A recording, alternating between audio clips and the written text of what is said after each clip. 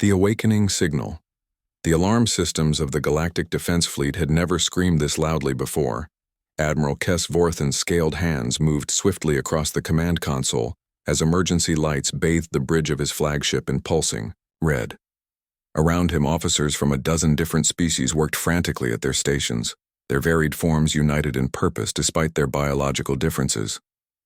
"Admiral, the energy signature is unlike anything in our databases," reported Lieutenant Commander Zelk, his insectoid features clicking with nervous excitement. "The dimensional distortion is measuring off our scales. Whatever's coming through that rift is massive." Kes's reptilian eyes narrowed as he studied the tactical display. For 20 millennia, the Galactic Council had maintained peace among the stars. Wars were rare, conflicts resolved through diplomacy and trade. But this was something entirely new. The space near Centauri Prime, the Council's capital world, was literally tearing apart. "Distance from the populated systems?" Kes demanded. 12 light hours from Centauri Prime, sir. But the gravitational waves are already affecting shipping lanes throughout the sector. Dr. Lyra Nethos burst onto the bridge, her feathered wings rustling with urgency. The avian scientist's usually pristine plumage was disheveled, and her golden eyes held a mixture of fear and fascination. "Admiral, you need to see this immediately. The dimensional mathematics don't make sense. This isn't a natural phenomenon." "Explain," Kes ordered, his voice carrying the authority of someone who had commanded fleets for over 3 centuries. Lyra activated the main holographic display, showing a 3-dimensional representation of the space distortion. "The rift is artificially stabilized. Someone or something is controlling it from the other side. The energy patterns suggest technology far beyond anything we've encountered. But there's something else." She paused, her feathers trembling slightly. "The quantum signatures match theoretical models for interdimensional travel. Someone has been existing outside our reality." Before Kes could respond, the space in front of them exploded into brilliant light. The rift expanded rapidly, and through it came something that made every being on the bridge fall silent. A ship emerged from the dimensional tear, but it was unlike any vessel in the Galactic Registry. The craft was enormous, easily 3 kilometers in length, with a design that seemed to blend organic curves with geometric precision. Its hull gleamed, with an unusual metallic finish that seemed to shift colors as it moved. Strange energy patterns danced across its surface like living aurora, and along its sides, symbols glowed with soft blue light. "Those markings," whispered communications, Officer Trill, her crystalline form resonating with harmonic frequencies. "They match the ancient archives. Those are human symbols." The bridge fell dead silent. Every species in the galaxy knew about humans, though most considered them legends. 20,000 years ago, they had been one of the youngest species to achieve interstellar travel. Their single colony ship, the Prometheus, had departed Earth on a deep space exploration mission and simply vanished. Most historians assumed they had encountered some cosmic disaster and perished, as so many young species did when they ventured too far too fast. "Sir, we're receiving a transmission," Trill announced, her voice creating musical notes of disbelief. "It's on an ancient human frequency, but the signal is incredibly strong and clear." "Put it through," Kes commanded. The main screen flickered, and a face appeared that made several bridge officers gasp. It was unmistakably human, but there was something different about it. The man looked to be in his 40s with graying hair and eyes that held depths of experience far beyond his apparent years. When he spoke, his voice carried an accent that hadn't been heard in the galaxy for millennia.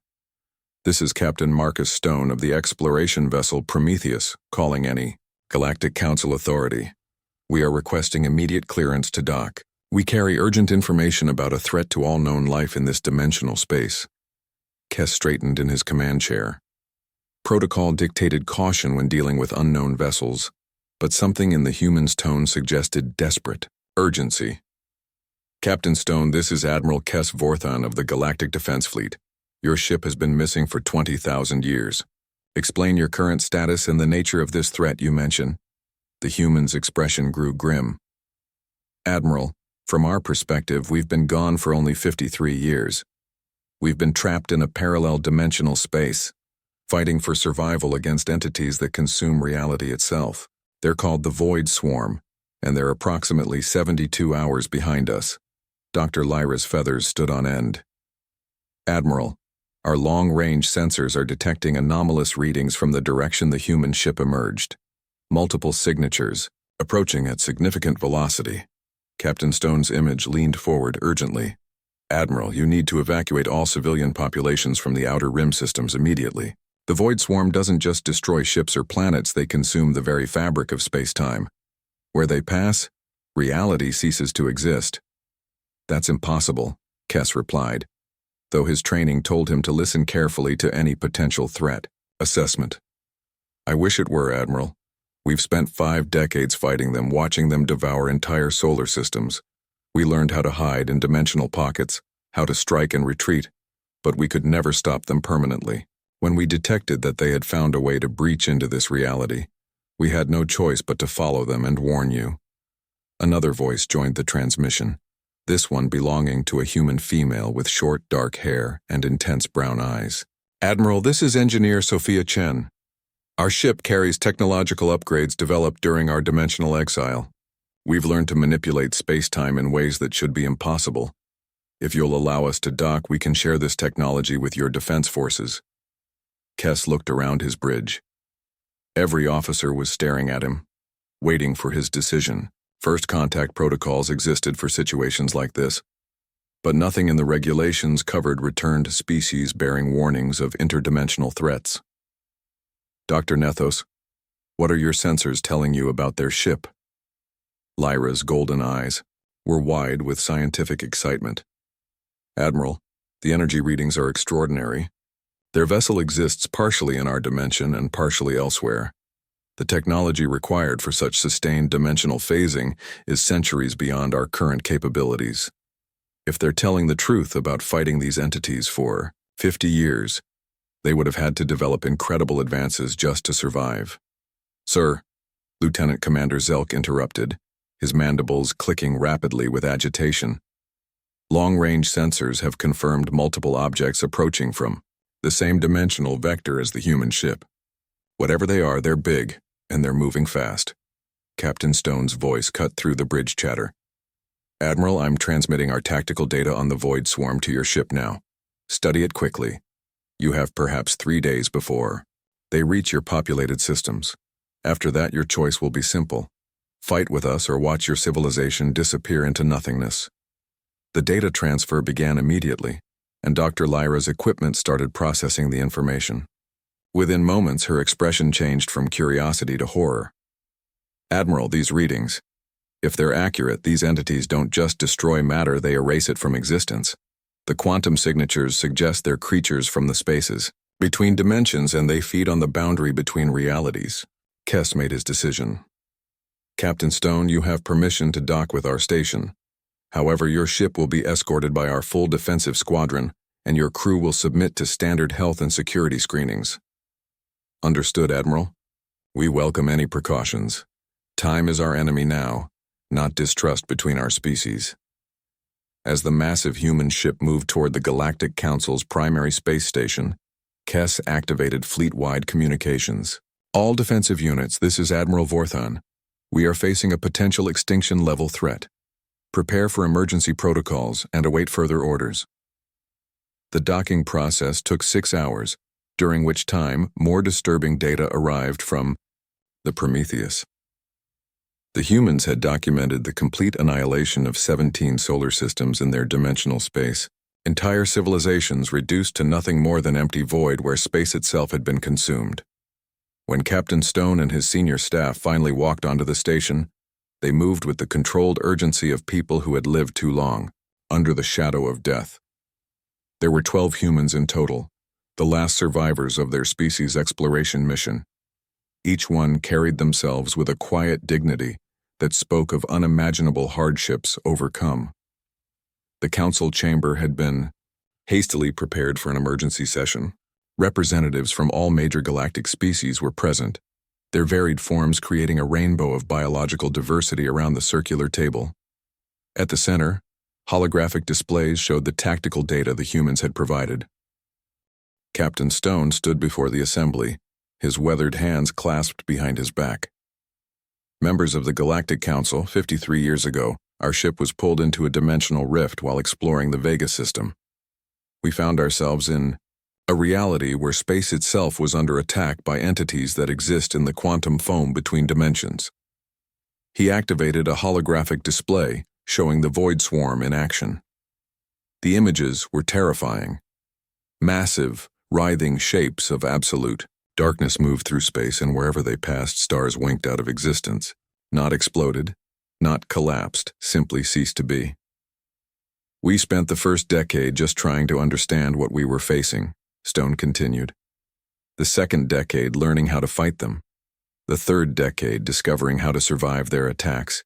And the last 2 decades preparing for this moment, when they would find a way into populated space. Ambassador Keth of the Silicon Confederation raised one of his crystalline appendages. Captain Stone, your species disappeared 20 millennia ago. How do you explain the temporal discrepancy? Engineer Sophia Chen stepped forward. Time moves differently in dimensional space. What we experienced is 50 years translated to 20,000 years in your reality. But that time differential also allowed us to observe the Void Swarm's expansion patterns across multiple dimensional layers. They consume everything in one reality before moving to the next. And now they've found us, added Dr. Lyra grimly, studying her instruments. Confirmed. Multiple large objects are approaching from the same dimensional vector. They'll reach the outer rim systems in approximately 60 hours. The chamber erupted into discussions in dozens of languages. Fear, disbelief, and desperate hope mingled in the air. Admiral Kess stood, his presence commanding immediate silence. Captain Stone, what do you need from us? The human's expression hardened with determination. Admiral, we need every ship, every weapon, and every brilliant mind you can muster. The Void Swarm can be fought, but only with technology that bridges the gap between dimensions. We can teach you to build it, but we don't have much time. Then we begin immediately, Kess declared. Emergency defense protocols are now in effect throughout the galaxy. Captain Stone, you and your crew have full access to our research facilities and manufacturing capabilities. As the Council dispersed to coordinate their species' response, Captain Stone looked out through the station's observation deck at the stars beyond. Somewhere in that darkness, an enemy unlike any the galaxy had ever faced was approaching. But for the first time in 50 years, he wasn't facing it alone. The greatest test of galactic unity was about to begin, and humanity's long exile was finally over. The last stand protocol 72 hours after the Prometheus had emerged from the dimensional rift. The galaxy's greatest minds worked without rest in the massive research complex orbiting Centauri Prime. The facility, normally used for peaceful scientific collaboration, had been transformed into a war machine unlike anything the Galactic Council had ever assembled.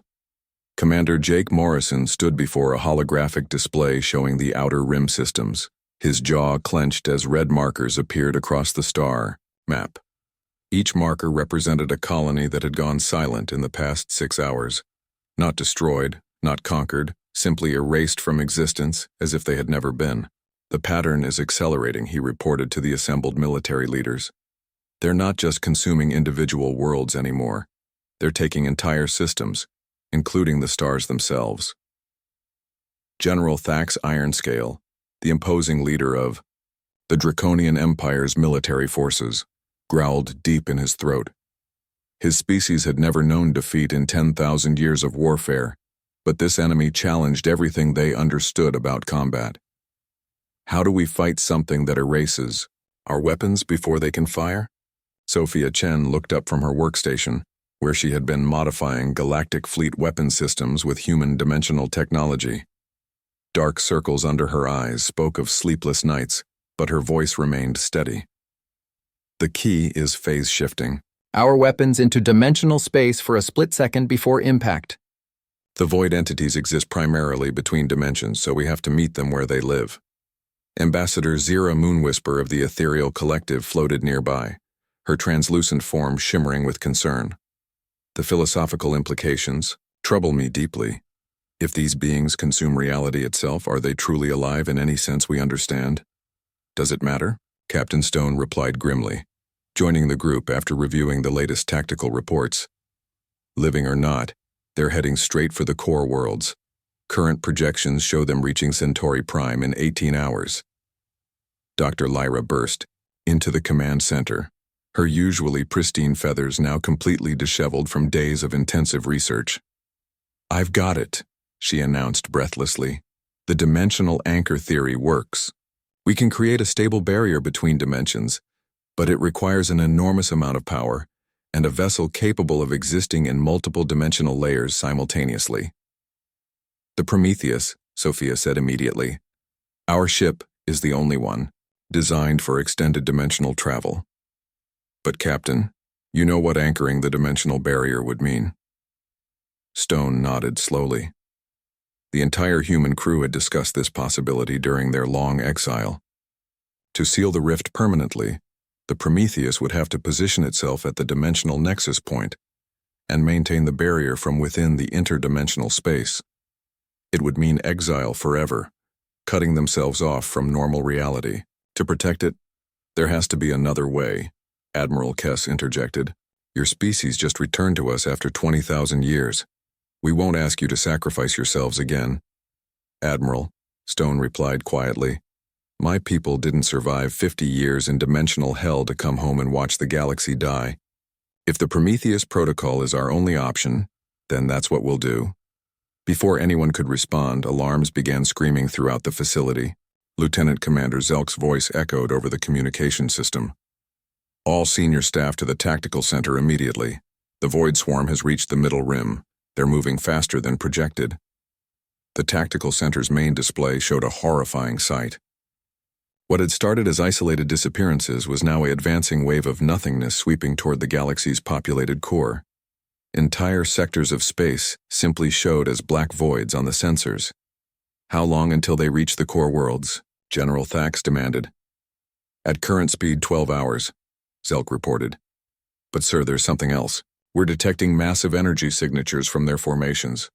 They appear to be growing stronger as they consume more space." Sophia's fingers flew over her instruments as she analyzed the data. "They're using consumed matter and energy to accelerate their own expansion. Each system they devour makes them more powerful. Then we hit them now before they can grow stronger," Thax declared. "I'll lead the combined fleet personally." "General, conventional weapons won't even slow them down," Jake Morrison warned. "We need the modified ships with dimensional phasing capability, and we've only had time to upgrade a fraction of our fleet." Captain Stone studied the tactical display, his mind racing through possibilities. What if we don't try to stop them? What if we let them come to us? "Explain, Admiral," Kess ordered. "The dimensional anchor requires precise positioning at the nexus point where they're entering our reality. Right now, that nexus is moving with them as they advance. But if we can draw them to a fixed location, we can position the Prometheus exactly where we need it." Dr. Lyra's golden eyes widened with understanding. "Centauri Prime. You want to use the capital system as bait." "It's the largest concentration of dimensional energy in the galaxy," Stone confirmed. "The combined power, sources of 100 billion inhabitants would be irresistible to them. They'll converge on this system, and when they do, we'll be ready." The room fell silent as the implications sank in. They were talking about turning the galaxy's most populated system into the center of the greatest battle in known history. "Ambassador," Zira's form shimmered with distress. "The civilian casualties could number in the trillions if something goes wrong." "The casualties will be every living being in the galaxy if we do nothing," Stone replied. "At least this way, we fight on ground of our choosing." Admiral Kess looked around the room at the representatives of dozens of species, all united in the face of extinction. "Very well.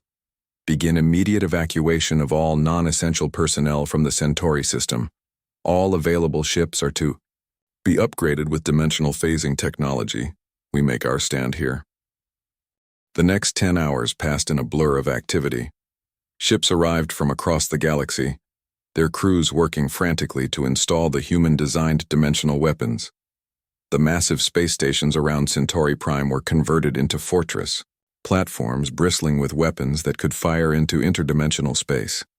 Sophia and her team worked miracles of engineering, teaching alien species to modify their technology in ways their makers had never imagined. Draconian plasma cannons were phase-shifted to fire between dimensions. Ethereal energy manipulators were tuned to disrupt dimensional boundaries. Crystal-based silicon weapons were programmed to resonate at frequencies that could damage interdimensional entities. As the Void Swarm approached, their true horror became visible.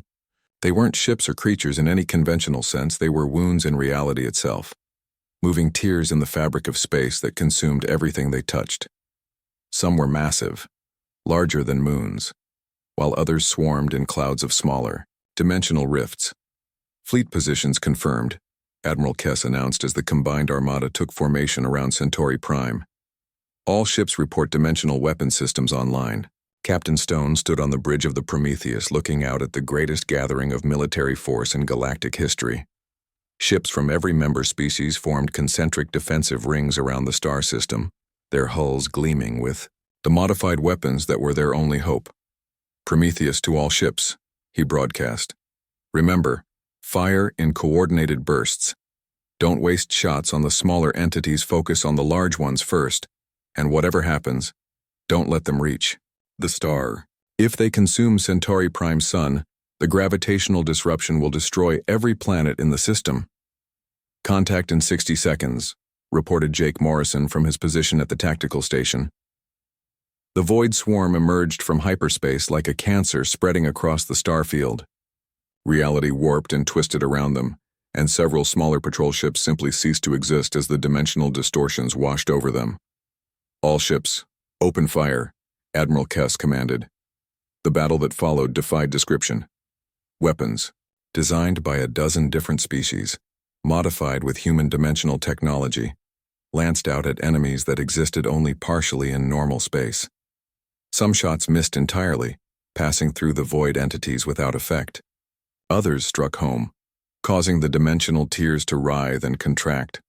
The largest of the void entities, a massive rift in space itself, moved directly toward Centauri Prime's star.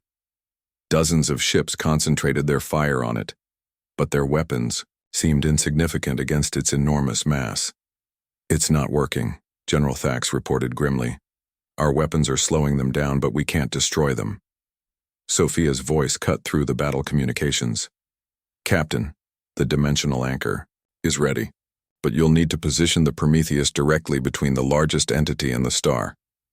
Stone looked around his bridge at the 11 other humans who had shared 50 years of exile with him. Each face reflected the same quiet determination that had kept them alive in dimensional space. "Are we ready, people?" "Sir," replied his navigation officer, a young woman named Elena Vasquez, who had been barely out of the academy when they'd first disappeared. "It's been an honor serving with you all these years." "The honor has been mine," Stone replied. "Take us in." The Prometheus moved through the battle, its dimensional phasing ability allowing it to slip between attacks from both sides. As they approached the massive void entity threatening Centauri Prime, reality itself seemed to bend around them. "Dimensional anchor deploying," Sophia announced. "Power coupling to the ship's core." The Prometheus began to glow with energies that hurt to look at directly.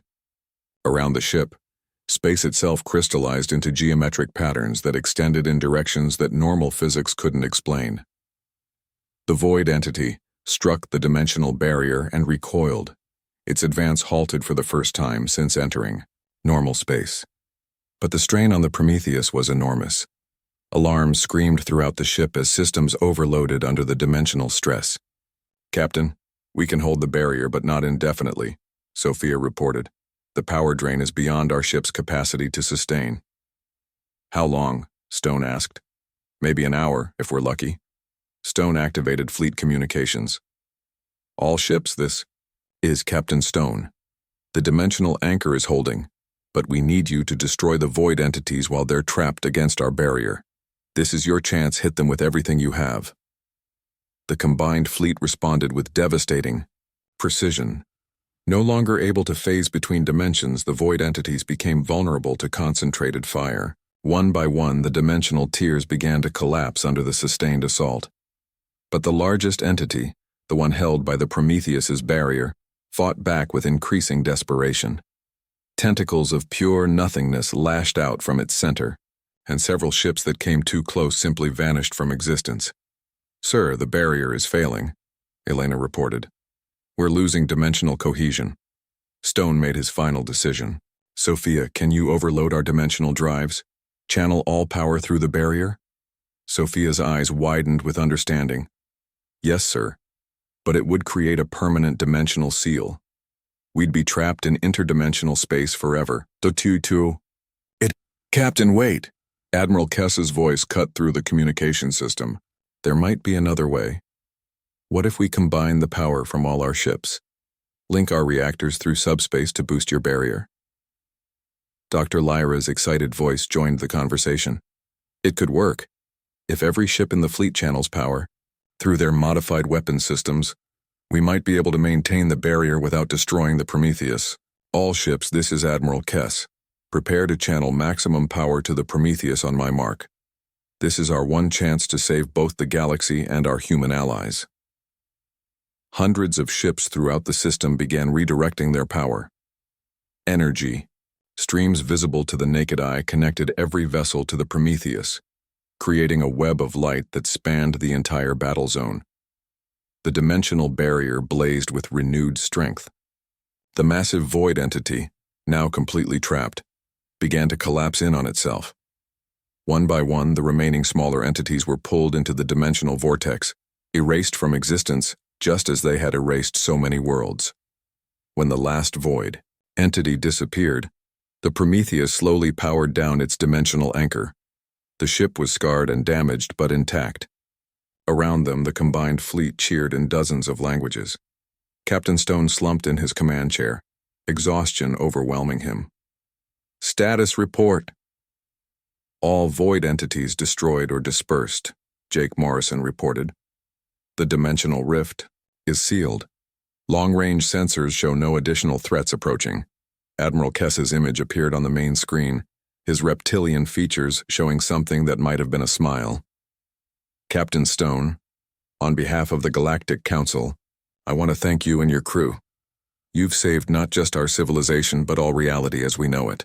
"Admiral," Stone replied wearily, "after 50 years of running and hiding, it feels good to finally make a stand and win." In the aftermath of the battle, as rescue ships moved to assist damaged vessels and the fleet began to disperse, a new chapter in galactic history began. The humans had returned not as refugees or explorers, but as saviors. Their sacrifice and courage in the face of extinction had forged bonds between species that would last for millennia to come. The Prometheus was given a place of honor in the galactic fleet, its crew no longer exiles, but heroes.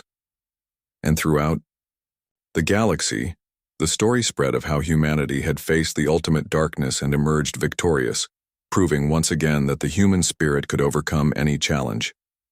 The galaxy was safe, and humanity was finally home.